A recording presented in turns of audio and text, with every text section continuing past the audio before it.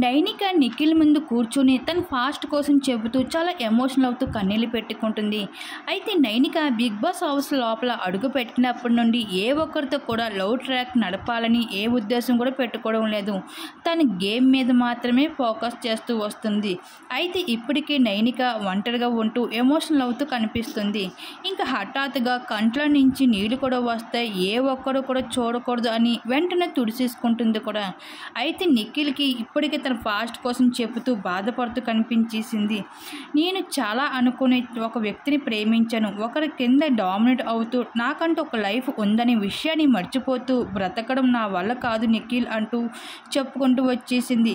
అటువంటి నైనిక ఇప్పుడు మరొకసారి హౌస్లో ఏడుస్తూ కనిపించడంతో ఇంకా అంతలో అయితే విష్ణుప్రియ అయితే వచ్చి అడుగుతుంది, ఏమైందిరా అలా ఉన్నావు డల్లగానే అంటే, అలా ఏమీ లేదు, నాకు మా అమ్మ బాగా గుర్తుకు వస్తుంది అంటూ, మా అమ్మ నా కోసం చాలా స్ట్రగుల్ చేసింది అంటూ చెప్పుకుంటూ ఎమోషనల్ అవుతుంది నైనిక.